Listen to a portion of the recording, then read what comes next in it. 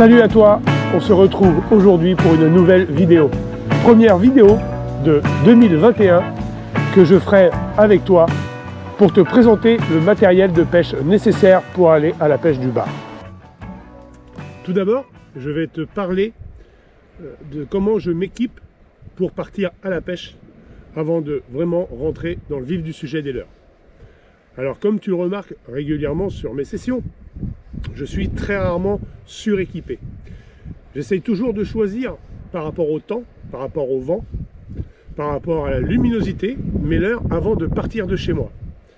Nous n'avons pas toutes ou tous cette possibilité de le faire, car tu peux habiter plus ou moins loin de tes spots et tu ne peux pas non plus particulièrement savoir dans quelles conditions tu vas pouvoir pêcher. Alors, pour ce faire, lorsque je m'équipe, tout d'abord, ça se voit peut-être pas beaucoup, mais ici, j'ai un waders. Donc, le waders va me servir en début et en fin de saison. Alors, pourquoi? Tout simplement qu'il fait plus ou moins froid et j'ai pas spécialement envie d'être au contact avec la mer. Donc, le waders, pour moi, début et fin de saison. J'ai toujours une veste de ce type que tu peux voir. C'est un peu un parka, voilà, où tu peux avec tes manches tout simplement refermer ici. Voilà, une grande poche, par exemple ici, où tu peux y mettre ton petit matériel dont tu as besoin, qui ne rentrerait pas dans ces petites sacoches. Alors ces petites sacoches, je les ai chez Decathlon. Ça vaut à peu près 12 ou 13 euros, je crois, la petite poche étanche. Et dedans, je vais y mettre 2 boîtes de ce type. Dedans, bien sûr, va s'y trouver quelques leurres. Je pars avec 3 boîtes. Donc une boîte pour mes leurres de 15 à 20 grammes. Et je pars également avec une boîte pour mes leurres inférieures à 15 grammes. Et autrement, une boîte pour mes leurres dures, type Astury ou Tide Minnow, qui me suivent depuis maintenant de nombreuses années. Ce type de pochette est équipé de 2 clips que tu peux mettre sur l'arrière, comme ça, là, tu vois. Hop. Et il suffit juste de clipser une ceinture pour pouvoir te la mettre autour de la taille. Donc, c'est très simple. Tu peux le voir ici. La pochette est autour de ma taille. Mais également, je me suis fabriqué un porte-canne. Tout simplement en tube PVC. Quelque chose de facile à faire soi-même et qui revient à rien du tout. Ça te permet franchement de ne pas être en permanence en train de poser ta canne sur le caillou. Et bien sûr, de préserver son état intégral. Ici, tu peux le voir également, le petit accroche-leurre nécessaire pour ne pas le mettre sur les anneaux. Je ne le faisais pas au départ et c'est vrai tout simplement parce que je n'en avais pas. Et donc c'est vrai que c'est quand même bien mieux pour pouvoir maintenir tes anneaux en bon état beaucoup plus longtemps. Donc on y va, on va poser ça. Je vais également te parler du fluorocarbone, des hameçons simples et de la tresse. Dans les hameçons simples, tu m'as vu longtemps utiliser du VMC, Predator et Specimen pour équiper mes leurres. Les hameçons Predator étaient des leurres de rivière et pouvaient s'user très rapidement. Pourquoi j'avais utilisé ces hameçons simples là? Tout simplement, c'était que la taille était très cohérente du côté Predator pour tout ce qui est petit leurre, et dans la taille Specimen, c'était beaucoup plus pour les leurres au-delà de 11 cm. Cette fois-ci, j'ai changé de marque. Je suis passé chez BBK. Alors, BBK, pourquoi? Tout simplement parce que les hameçons me paraissaient vraiment très très beaux, très très bien finis, et également avec une pointe rentrante encore plus prononcée, ce qui va permettre de pêcher et de ferrer ton poisson, et surtout de le maintenir. Je pêche uniquement en hameçon simple, sans ardillon. Il est vrai que pendant la saison passée, écraser ses ardillons. Des fois on les écrase mal, ça peut encore tenir un petit peu le poisson. Ça en soi c'est pas trop grave, mais là cette année pendant la trêve j'ai pris ce temps de retirer soigneusement tous mes ardillons de tous mes hameçons, que ce soit sur mes hameçons simples ou que ce soit sur les hameçons sur les leurres souples. Pour le fluorocarbone, j'utilise toujours la Powerline qui me semble franchement le plus adapté à ce que je recherche. Maintenant, il y a de nombreuses marques et la tienne te conviendra certainement le mieux. Pour la tresse, vous connaissez tous mon ami Abdellah, la baraque à bar, qui a fait une présentation de ses tresses cette année. Et je pense qu'il a eu entièrement raison de le faire. J'ai souvent été chez Powerline Multicolor en 10 et en 12 centièmes. Mais cette fois-ci, j'avais envie de passer le cap et passer à autre chose. Certes, cette tresse est très chère, mais j'ai confiance en mon ami Abdellah. Et je pense que si il l'utilise, tout comme lui ou tout comme moi, quand on utilise quelque chose, on l'utilise parce que nous nous rendons compte des performances de ce matériel. Donc, tout comme lui, pour cette année, je vais prendre la Morétane 12 brins et j'espère en être conquis et on ferait peut-être un retour durant la saison. Voilà pour ce qui est donc du fluoro, de la tresse et des hameçons simples. Alors, pour le choix des leurres, cette année, bien sûr, il ne va pas y avoir de très grandes surprises. Vous savez très bien que déjà en 2020, j'ai vraiment pêché beaucoup avec les leurres de la lande. Et pour cause, ils sont solides, ils sont abordables, déjà prémontés pour la plupart des leurres. On arrive, on pioche dans la boîte, on repart et on est équipé en leurres. Et ça, j'apprécie énormément. Ils font énormément de travail également sur leurs leurres pour essayer de trouver quelque chose de différent. Et ça, il faut l'en remercier, car c'est toujours pas évident chaque année de nous proposer une nouvelle gamme. Alors dans la nouvelle gamme, je vais utiliser pour la gamme 2021, tout d'abord le Speed Slim en couleur Natural Dark Night. Super leurre, très joli, très longiforme, 14 cm, peut rappeler facilement un lançon lorsque vous allez pêcher en bordure de plage ou dans des courants. Je vais également utiliser le Natural Sprat en couleur UV, ainsi que le Galactic Black, qui lui rappellera souvent le poisson dans la roche, ou également un petit peu une tenante de bouquet. J'aime bien son reflet noir, le côté pailleté, transparent de son corps. Voilà déjà pour le premier leurre que je vais utiliser, notamment dans de forts courants, en ramenée ou en grande tirée. Toute la saison 2020, vous m'avez vu pêcher avec le Swat Shad. C'est un leurre qui se fond vraiment bien dans le mimétisme, notamment de la sardine ou alors des petits poissons de roche. Donc je vais utiliser pour ce Swat Shad pour l'année 2021 la couleur Green Fizz, couleur sardine, maquereau, un petit peu ce que toi tu peux imaginer. Donc en TP 10 grammes et en TP 15 grammes. Ramener sur des linéaires, aller chercher le fond, les grandes tirées, voilà, tous les leurres se manœuvrent un petit peu pareil. J'aurais pris également la couleur UV Natural Sprat, qui me semble pas trop mal, et la couleur un petit peu passe-partout, avec dos vert, ventre blanc, qui lui est vraiment la couleur qu'il faut avoir sur soi, c'est la plus naturelle qui puisse exister. Également, j'ai pu te présenter dernièrement sur une de mes vidéos le Zand Finesse. Déjà un leurre qu'on n'arrive pas à voir beaucoup en vidéo, mais que j'ai vraiment apprécié, surtout en fin de saison, car il a vraiment fait la différence lorsque le poisson était difficile. J'ai souvent eu des shads avec des rattles plus ou moins gros. Là, il me fallait quelque chose pour pêcher plus en finesse. Et le Zand Finesse est vraiment un leurre qu'il faut avoir dans ta boîte si tu veux faire la différence sur l'ensemble des gammes de leurres qui puissent exister. Alors, pour les monter, je les monte avec deux têtes. Je les monte avec la TP Pro en 7 et 14 grammes ou en TP planante en 7 et 14 grammes. J'ai également prévu un hameçon sabot, histoire d'essayer de gratter le fond, qu'il y ait une position du leurre sur le fond où la queue est relevée et battrait toute seule au courant.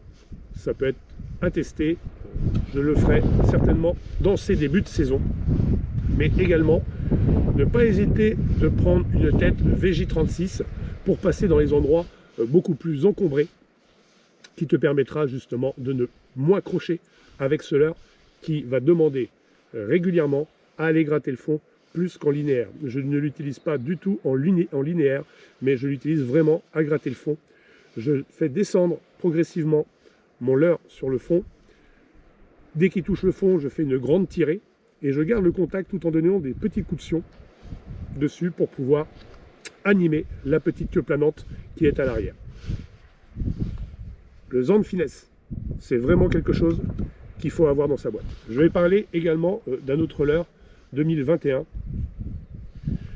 C'est le Néo Chalot, qui est lui un leurre qui va être travaillé en dessous la couche d'eau, qui est un très bon compromis en fait avec le Néo Shad, qui lui va aller travailler plus facilement sur le fond. Le Néo Chalot, je vais y travailler, lancer, ramener assez lent. Je vais laisser le travail de la queue faire son effet. Et le bar, quand il a du mal à percer la couche d'eau en surface, je pense que ça peut vraiment être un atout majeur dans la boîte. Alors ici, il est équipé avec un hameçon, avec un plomb directement monté dessus, équilibré de manière à ce qu'il reste juste en dessous de la couche d'eau.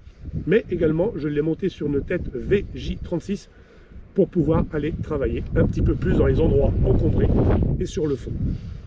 Habituellement, j'utilise des TP 7-14 grammes pour garder quelque chose de léger pour ne pas accrocher. Je vais également te parler du Zand Shad, la couleur numéro 53, une couleur un petit peu sur le bouquet, pareil, mais vraiment une belle ressemblance de couleur bouquet que je ramènerai en linéaire la plupart du temps assez long. Pour terminer cette vidéo, je vais venir sur les leurres durs avec le traditionnel et incontournable Astury, celui-ci qui m'accompagne depuis toujours et que je ne compte pas arrêter d'utiliser dans les prochaines années, car il est vraiment performant dans la lancée, sur la tenue de mer. Je lui trouve très peu de défauts. Donc je vais utiliser la taille 90, 110, 130 et 150. J'ai utilisé beaucoup la taille 90 en 2020, car c'est le leurre qui m'a ramené le plus de poissons, que ce soit du petit ou du gros. Contrairement aux autres années où je travaillais beaucoup avec la taille 130 et 110, cette fois-ci, j'ai trouvé le bar beaucoup plus actif sur le 90. Équipé, bien sûr, avec les nouveaux hameçons simples BBK. Ils sont vraiment top, hein, ils sont vraiment jolis. La petite chose différente, c'est que l'hameçon est un peu plus épais. Donc j'espère que cela n'empêchera pas le bar de se mailler correctement. Mais c'est pareil, le retour se fera en vidéo dans les prochaines semaines. Pour ce qui est des couleurs, c'est également pareil.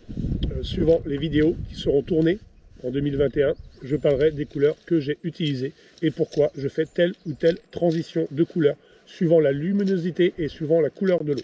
J'ai ce petit Tide minnow qui me suit déjà depuis 4-5 ans, que j'utilise pas souvent, je dirais, plutôt sur du macro, mais il peut arriver que je m'amuse à l'utiliser souvent à la traîne en kayak, ou vraiment quand la surface ne parle pas du tout aux poissons et qu'avec une nage un peu plus erratique, un peu plus dynamique, j'arrive à les déclencher avec ce type de leurre, qui sont vraiment performants dans le lancer et sur leur tenue dans l'eau. En tout cas, j'espère que cette petite vidéo de présentation de matériel dans un cadre naturel t'aura plu. Je suis au bord de l'eau. Ça fait vraiment longtemps que je n'ai pas pu y aller ou y accéder, car tu sais très bien, je suis marin pêcheur professionnel et ma vie n'est pas au bord mais sur l'eau. Alors aujourd'hui, je vais terminer cette petite session de présentation en allant un peu à la pêche. Je suis dans un secteur de pêche à la vieille. Je vais essayer de toucher 2-3 vieilles. Si j'en prends, je te les mets en fin de vidéo. Quoi qu'il en soit, il me reste un ou deux poissons du mois de décembre que je n'avais pas mis, notamment un avec le Dark Sleeper et aussi avec le Neo Shad en 28 grammes. De ce fait, je te remercie d'avoir regardé cette vidéo jusqu'au bout. Prends soin de toi et surtout, je te dis à très vite. Ciao. Je suis repassé au Neo Shad 28 grammes pour vraiment aller chercher là où je voulais aller. Ouais, c'est bon. Ah. C'est un monsieur Labrax.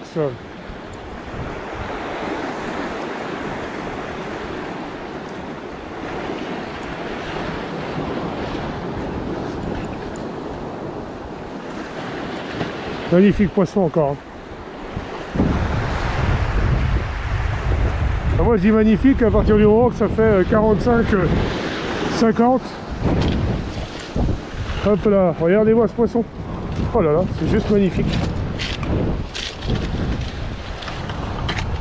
Voilà, j'ai été chercher la zone de courant principal et le poisson était présent. Ah oui, superbe. Oh, magnifique. Je te mesure vite fait, mon grand. 45, 46, 47, ouais, 47. Un joli poisson de 47. Voilà, quel magnifique poisson. Alors là, par contre, je vais pas le remettre. Je vais pas le remettre sur le poste. Je vais plutôt le mouiller dans une mare. Et ça sera beaucoup mieux que sur le poste. Même à 50 cm, on arrive à se casser la figure. Hop. Voilà. Superbe. Allez, petit Dark Sleeper, Kawasaki. On va essayer de prendre un poisson avec ça. Je suis sûr que ça fonctionne. On est tout à fait dans des secteurs propices.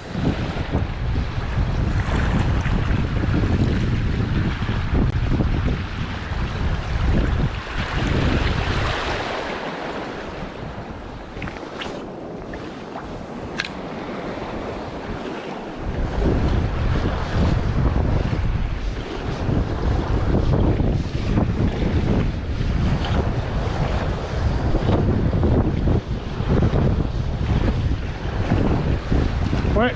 Ah, premier poisson au Dark Sleeper. Oh non, j'en reviens pas. J'en reviens pas. Mon premier poisson au Dark Sleeper. Oh non, je suis trop heureux. Je suis trop heureux. Oh, génial.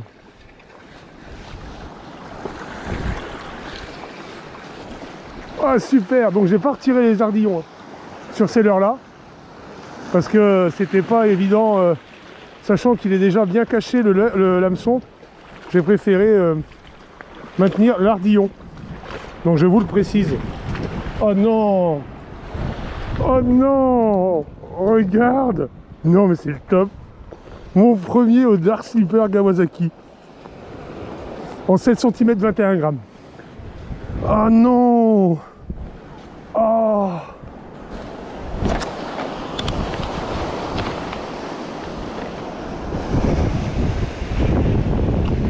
Bon allez, la remise à l'eau.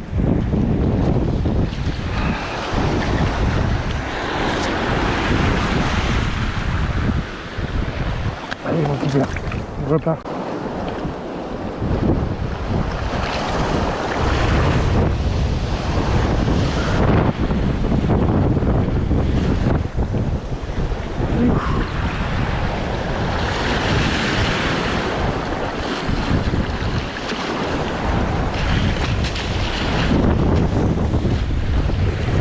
Tout ça pour pas faire un poisson.